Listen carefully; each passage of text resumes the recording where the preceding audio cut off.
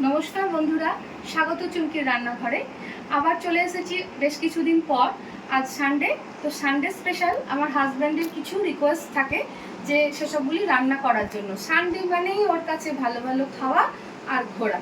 তো এই সানডের জন্য আজকে ও গিয়েছিল চিকেন শপে। তো চিকেন তো আমি খাই না, তো তার জন্য আমার জন্য ট্যাংরা মাছ কিনেছে। তারপরে চিকেন শপে গিয়ে দেখছি কোয়েল। তো কোয়েল আমার খুব ভালো লাগে, তো সেই জন্য আমার জন্য দুটো কোয়েল নিয়ে এসছে। তো চলুন এই কোয়েলের রেসিপিটি আজকে আপনাদের সঙ্গে আমি শেয়ার করব।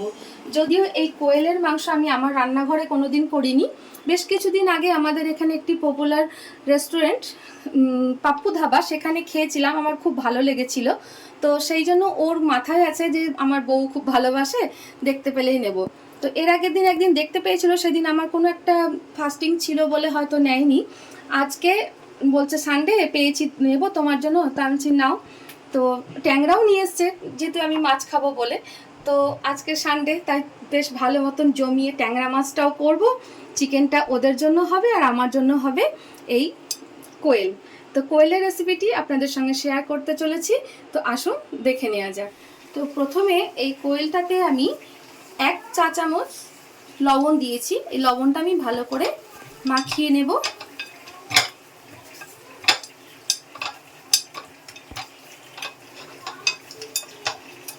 লবণটা দেওয়ার পর আমি এখানে সমস্ত কিছুই 1 চা চামচ পরিমাণে রেখেছি। এখানে হলুদ গুঁড়ো 1 চা চামচ, ধনে গুঁড়ো, জিরে গুঁড়ো, কাশ্মীরি লঙ্কা, আদা, কাঁচা লঙ্কা বাটা, আর এখানে 2 চামচ আমি রসুন পেস্ট দিয়েছি। মাংসতে সবসময় আমি একটু রসুনটা বেশিই দিই, তাহলে টেস্টটা ভালো লাগে।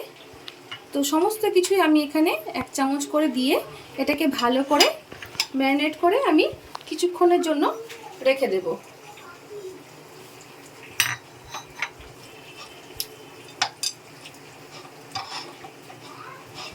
আপনারা কে কে খেয়েছেন কোয়েল আমাকে কমেন্ট করে জানান। কিছুটা পরিমাণে এখানে সর্ষের তেল দেব, মশলার সাথে কিছুটা সর্ষের তেল মাখিয়ে রাখবো।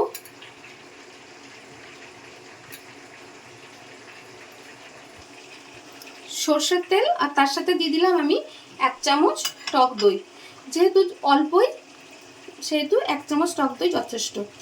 এটা পুরোটা দিয়ে আমি এটা এবার আধ ঘন্টার মতন আমি এটা ম্যারিনেট করে রেখে দেব।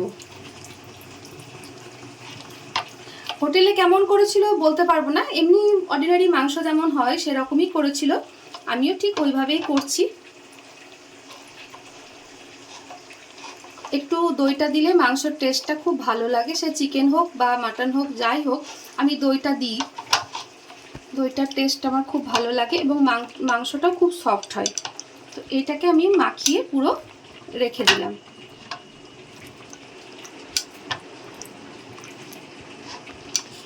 এটা আমি আধ ঘন্টার জন্য এবার এটাকে রেস্টে রেখে দেব। এখানে আমি কড়াইয়ে কিছুটা পরিমাণে সর্ষের তেল দিলাম। কিছুটা ম্যারিনেট করেছিলাম, তাই এখানে বেশি আর দেব না, অল্প 3-4 চামচ মতন তেল দিলাম। তেল গরম হয়ে গিয়েছে। এই তেলে আমি কিছুটা পরিমাণে দারচিনি আর একটা ছোট এলাচ আমি ফোড়ন দিলাম, আর সাথে একটা তেজপাতা আর একটা শুকনো লঙ্কা।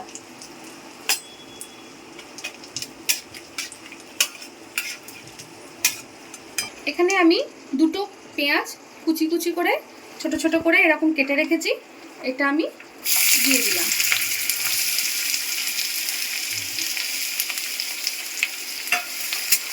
পেঁয়াজটা ভালোভাবে ভাজা হবে, তারপর ম্যারিনেট করা মাংসটা আমি দিয়ে দেব।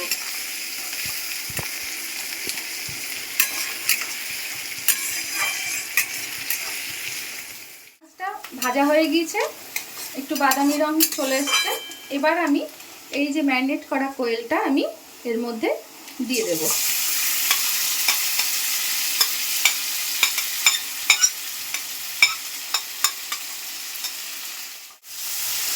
এটা গোটা গোটাই হয়, কিন্তু আমার মেয়েরা গোটা দেখে ওরা বলছে খাবো না।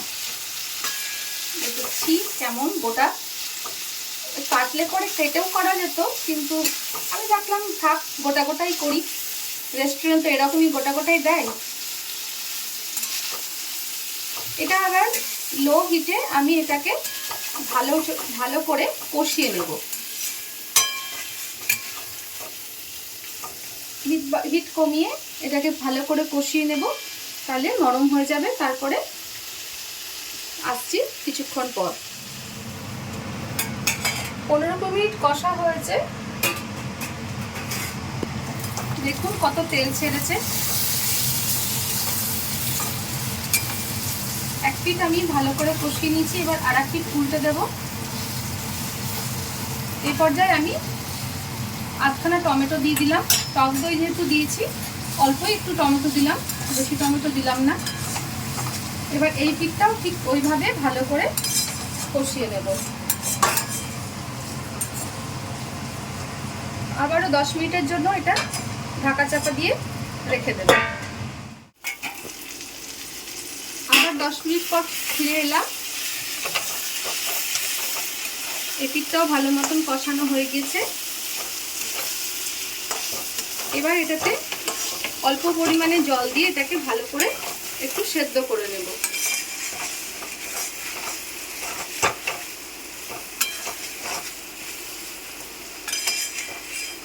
তেল ছেড়ে এসছে, ভালো মতন প্রায় সেদ্ধ হয়ে গিয়েছে। এবার একটু জল দিয়ে এটাকে সেদ্ধ করব। আর এদিকে যেটা আমার মেয়েদের জন্য চিকেন বানাচ্ছিলাম, সেটাও প্রায় হয়ে গিয়েছে।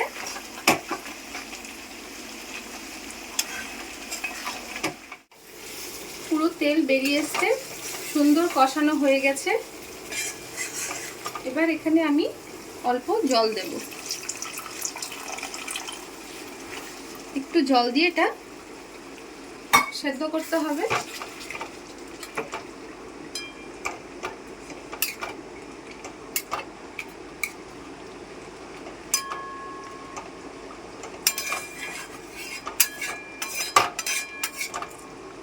এবার এটা 10 মিনিটের জন্য এটা ঢাকা দিয়ে আমি এটাকে সেদ্ধ করব।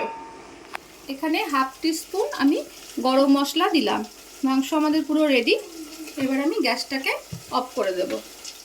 তৈরি হয়ে গেছে আজ চুমকির রান্নাঘরে কোয়েলের মাংস।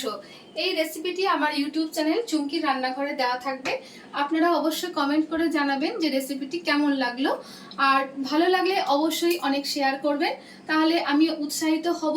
তো এইভাবে আমার পাশে থাকুন। নমস্কার, দেখা হচ্ছে আবার একটি নতুন ভিডিওয়।